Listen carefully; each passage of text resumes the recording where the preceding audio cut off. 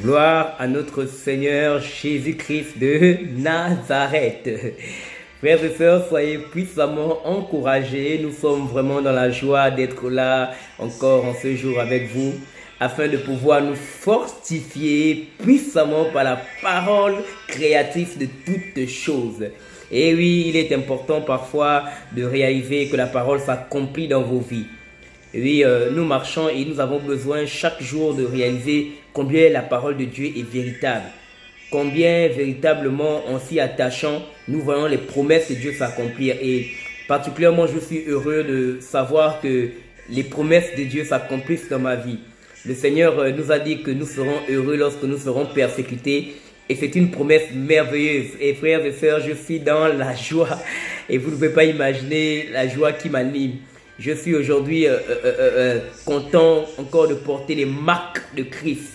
Les marques de Christ, les tatouages. La Bible est claire dans le livre d'Apocalypse. Celui qui vaincra, j'écrirai mon nom sur son front et le nom de la cité de mon Père. Et oui, nous ne voulons pas les tatouages de ce monde. Nous attendons d'aller au ciel et être tagués par Yeshua Hamashiach. Et oui, je lui dirais de me taguer le front, de me taguer le cœur. Et donc, je fais cette vidéo pour vous encourager à ne pas vous attrister, à ne pas vous décourager par les différentes nouvelles que vous pouvez entendre ici et là. Mais c'est ça l'évangile. Hein. Et nous bénissons le Seigneur pour la part que nous avons à l'égard de l'évangile. Et ça nous donne un témoignage et ça permet encore de nous attacher au Seigneur. Et chaque jour nous prions le Seigneur pour garder la parole de vérité, pour garder la foi, pour garder les regards fixés sur lui, afin de ne pas nous laisser ébranler ou arrêter. Frères et sœurs, d'abord, tu as refusé de vendre l'héritage de ses pères. Et nous de même, nous refusons de vendre la vérité. Proverbe 23, à partir du verset 23, le dit clairement, acquiert la sagesse, acquiert la vérité, l'intelligence et ne la vend pas. Et oui, nous avons décidé de ne pas vendre la vérité, mais plutôt de veiller à ce que l'évangile de vérité soit proclamé afin qu'elle apporte la vérité. La Bible est claire, vous connaîtrez la vérité et la vérité vous affranchira. Et si le Fils vous affranchit, vous serez réellement libre. Et oui, frères et sœurs, nous ne voulons pour rien au monde perdre cette liberté. Et c'est la raison pour laquelle j'ai fait cette vidéo afin d'encourager tous les frères et sœurs qui nous suivent et qui sont vraiment interpellés par les différents sujets que le Seigneur nous donne d'aborder. N'ayez pas peur, prenez courage, soyez puissamment encouragés et allez de l'avant. Car vous n'avez pas donné vos cœurs à un homme, vous avez donné vos cœurs au Seigneur. Vous n'appartenez pas à une église locale, mais nous appartenons tous au royaume de Dieu. Alors que l'on nous mette dehors, que l'on nous chasse de ce monde, ce qui est important pour nous, c'est que notre Seigneur est allé nous préparer une place afin que là où il est, nous aussi nous y soyons. Et frères et sœurs, la place que je veux, ce n'est pas un trône dans une église. La place que je veux, ce n'est pas une responsabilité, un titre, une réputation dans une église. Quelle est la meilleure place que l'on puisse donner à un fils de Dieu? Et ce n'est pas la place de l'épouse. Alléluia. Frères et sœurs, moi je ne rêve que de la couronne. Je ne rêve que de cette robe magnifique. Je ne rêve que de ce jour où mon époux viendra me chercher, où je serai avec lui dans le royaume de son Père, où nous célébrerons les noces de l'agneau. Alléluia.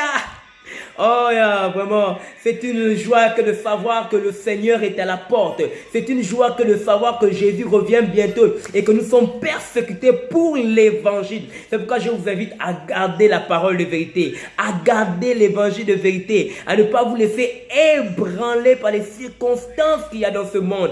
Frères et sœurs, c'est quand il y a la persécution que vient le réveil. C'est quand il y a l'opposition que vient le réveil. C'est quand il y a les ténèbres que vient le réveil. Et nous bénissons le Seigneur pour ce réveil que le Seigneur est en train de susciter dans cette œuvre qu'il a engendré et dans le Gabon tout entier, parce que c'est au moyen justement de cette difficulté, de ces incompréhensions que beaucoup d'hommes et de femmes sont amenés à aller au pied du Seigneur. Je bénis le Seigneur pour ces circonstances parce que beaucoup sont repartis au pied de Dieu, beaucoup retournent dans l'intimité, beaucoup vont chercher la face de Dieu et le cœur de Dieu est content. Pourquoi? Parce qu'il y a longtemps des hommes et des femmes avaient quitté la présence de Dieu, des hommes et des femmes avaient quitté la parole de Dieu et s'étaient attachés, agrippés autour des hommes. Et ces hommes étaient devenus pour eux un symbole. Ces hommes étaient devenus pour eux une façon de faire les choses. Mais aujourd'hui, au travers des circonstances, des événements que les gens ne peuvent pas saisir, il y a des gens qui retournent dans l'intimité. Il y a des gens qui retournent dans l'intimité. Et là, l'huile va couler. Et là, la grâce va couler. Et là, la faveur va couler. Et là, les yeux des hommes et des femmes s'ouvriront davantage. Et ils se rendront compte qu'il est temps de se lever. Il est temps de se lever et de prendre position pour la vérité. Je bénis le Seigneur pour cette intimité qui est restaurée. Je bénis le Seigneur pour les yeux qui seront détournés des hommes afin de se fixer vers le Mashiach. Alléluia. Oh, toute chose concourt au bien de ceux qui aiment Dieu. C'est pourquoi je veux encourager les hommes et les femmes qui ont soif de la vérité. Allez-y dans le secret. Allez-y dans l'intimité. Cherchez la face de Dieu. Cherchez la face de Dieu. Il vous montrera sa face. Il vous parlera. Il ne vous parlera pas des problèmes de l'église. Il ne vous parlera pas de tout ce que les gens sont en train de faire charnellement ou pour des raisons de défense de je ne sais pas de quelqu'un en attendant qu'en retour ils aient des couronnes. Bon, moi je veux la couronne que nous voulons, c'est la couronne du Mashiach. Mais allez dans l'intimité. Le Seigneur vous parlera de la mission qu'il attend de vous par rapport à cette nation. Il vous parlera de la place qu'il veut que vous puissiez occuper en ce moment et le rôle que vous êtes appelé à jouer pour participer à l'avancement du royaume. Les veuves, les orphelins, je ne sais pas. Mais la Bible déclare dans le livre d'Hébreux. Le Seigneur Jésus l'a dit, tu n'as voulu ni au fond ni dans la vie, mais tu m'as formé un corps. Je viens car il est question de moi dans le rouleau du livre. Oh Dieu, pour faire ta volonté. Et en tant qu'enfant de Dieu, nous avons reçu de la part de Dieu un rouleau. Et au travers de ce rouleau, nous sommes appelés à connaître quels sont les plans et les desseins de Dieu pour notre vie. Et pour ma part, je suis justement en train de faire ce pourquoi le Seigneur m'a appelé. Il a endurci mon front. Il a mis son onction sur moi. Et cela est connu de tous afin de renverser les œuvres des ténèbres. Afin de confronter la puissance de la religion et d'établir la vérité. C'est la raison pour laquelle ne soyez pas choqués par mes prises de parole. Ne soyez pas choqués par les messages que j'aborde. C'est la mission que j'ai reçue. C'est le mandat que j'ai reçu. Et pour rien au monde, je ne reculerai. Tant que le Seigneur me donnera de parler, je parlerai. Tant que le Seigneur me dira d'obéir, j'obéirai. Choisissez en vous-même. Faut-il obéir à Dieu ou aux hommes? Je suis content pour les conseils, je suis content pour les interpellations. Mes frères et sœurs, je préfère obéir au Seigneur Jésus. Et le Seigneur me dit de crier. Le Seigneur me dit d'interpeller. Le Seigneur me dit de réveiller son peuple. Et je ne suis pas le seul. C'est la raison pour laquelle soyez puissamment encouragés et fortifiés. Nous continuons le combat. Nous continuons à dénoncer les œuvres des ténèbres. Nous continuerons à dire que l'imagerie n'est pas une doctrine. Nous continuerons à dire que le nom de Yeshua n'est pas une doctrine.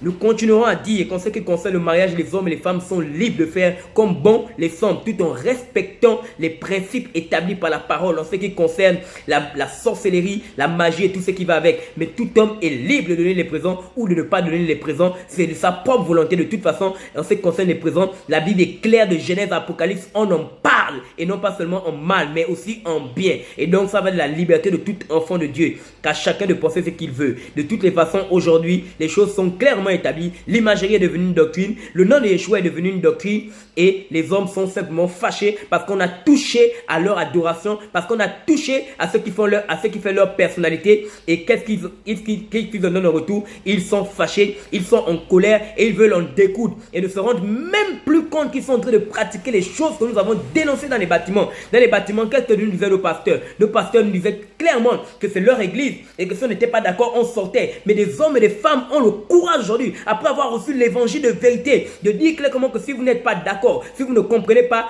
les portes est libre, vous pouvez sortir. Mon Dieu, l'église de Yeshua HaMashiach, où en sommes-nous, Père? Ta grâce, oh!